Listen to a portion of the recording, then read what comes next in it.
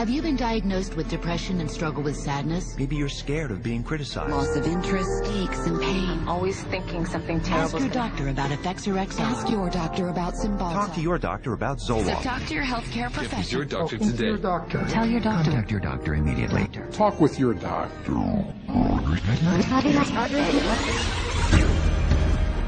Over 40 years ago, leading psychiatrists met in Puerto Rico to map out their vision of the future.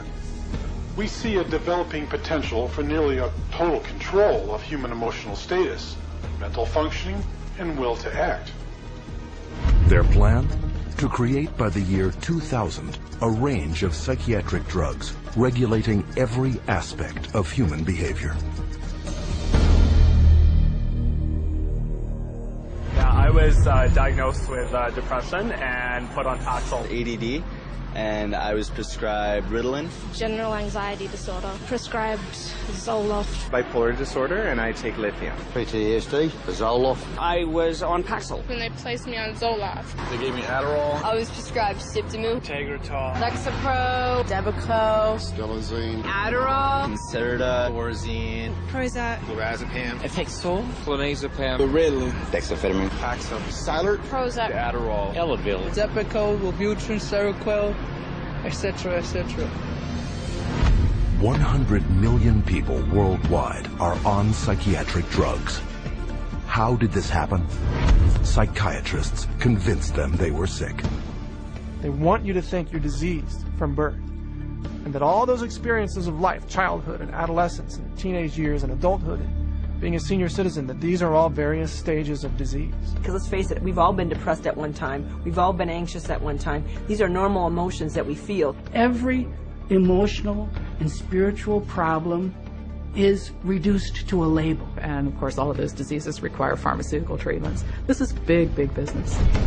While generating a healthy income, claiming to be medical professionals, psychiatrists will freely confess that their profession is devoid of science.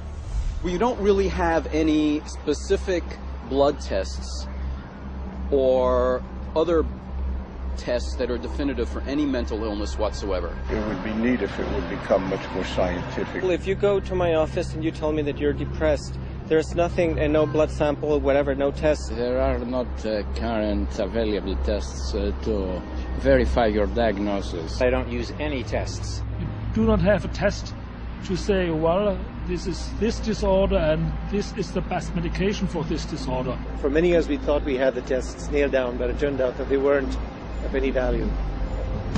If you don't know what's causing the symptoms, then to give somebody something to alleviate the symptoms is close to impossible. By the time a drug's approved and it hits the general population, we don't know even 50% of the side effects that are involved with that drug. And these pills cause heart attacks and liver problems and immune system problems and lots of other medical problems. So you're playing with fire. Every day, psychotropic drugs cause serious adverse reactions. And while psychiatrists and drug companies fully understand the dangers of the drugs they sell, their unsuspecting customers are left to suffer the consequences. Everything became worse.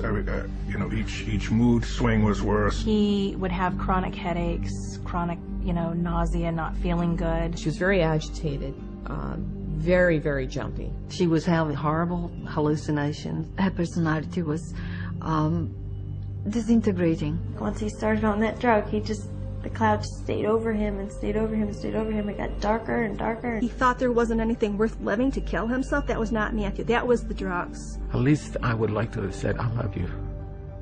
I didn't get a chance to do that. In addition to crippling scores of people daily, every month, psychiatric drugs kill an estimated 3,000.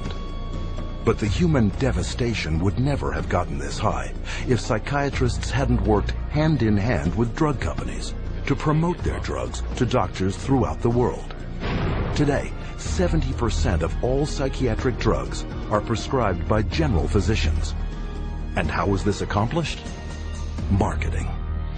It's about creating a good story that uses science, that convinces a physician to think about writing a prescription. This is not science. This is incredibly effective marketing. It has nothing to do with science. They use what I call statistical contortionism. Basically just skew the numbers, make everything look fantastic, you hide the bad numbers. They're learning every trick in the book. They're evolving into efficient marketing machines, and it's working. There's definitely an unholy alliance between psychiatry and pharmaceutical sales. That's a marriage made in heaven. They're like conjoined twins. They're joined at the wallet. And with 374 mental disorders filling psychiatry's diagnostic manual, and more on the way, business is booming. Pharmaceutical companies have expanded their roster of psychotropic drugs from 44 in 1966 to 174 today. The top 5 psychotropic drugs combined gross more money than the gross national product of each of over half the countries on Earth. Altogether, the psychiatric industry rakes in $1/3 of $1 trillion a year. How could this have happened? It's a tale of deception that may be difficult to believe, but fatal to ignore.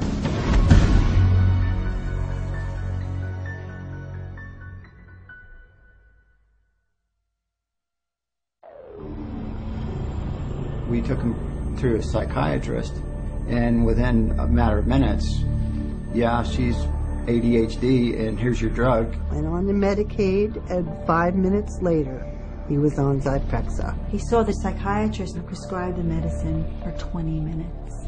The guy didn't even look at her. He talked to her a little bit. Now, how can you tell if somebody's ADHD or not ADHD from just a few minutes talking to her? Next thing I know, I'm getting handed a handful of Xanax. That's how easy it is to get these drugs. Just so easy. It's just passed to me like candy. That's simple.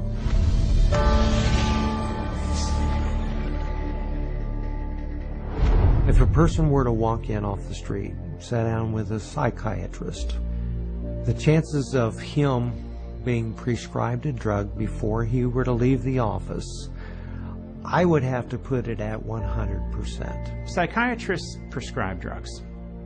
They might have different ways of diagnosing, they might have different ways of interacting with a patient, but it's rare to find a psychiatrist that uses no drugs. The psychiatrists today are, in quotes, admitting they can't cure these mental illnesses, and they're therefore going to manage your illness by using a drug. 50 years ago, a person who was going through a divorce would have relied on family, friends, clergy, and even the family doctor to a certain extent for conversation to work through the issue. They certainly wouldn't have been medicated.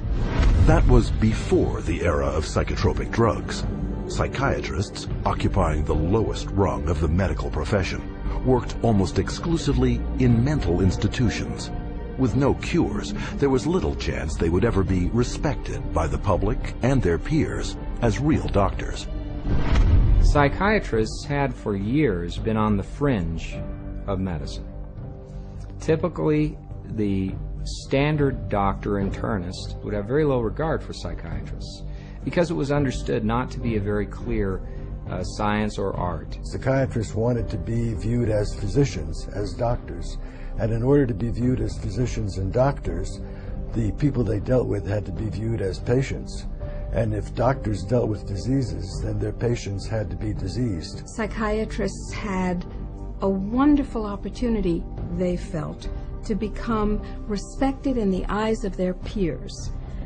They raced to create a whole diagnostic book called the DSM, the Diagnostic and Statistical Manual, which was created by consensus. A group of psychologists and psychiatrists get together, and if they have made common observations, they have a vote and they now classify a new disease. And they give it a number and it graduates into the DSM classification. And it's a dangerous book. It's a book that has many disorders that could apply to any one of us, because the disorders are not real medical diseases. And it's things that apply to nearly all of us at times. Are you afraid of meeting new people? Are you afraid to speak in front of a large crowd of people? Does it make you nervous to go and to talk to your boss about a complaint? You can invent a mental disorder based on a checklist of symptoms, and that is exactly how the Diagnostic and Statistical Manual, the billing Bible for psychiatry, works. Since the DSM's first edition in 1952, the number of diagnoses has steadily grown. From a slender 130-page booklet listing 106 so-called mental disorders,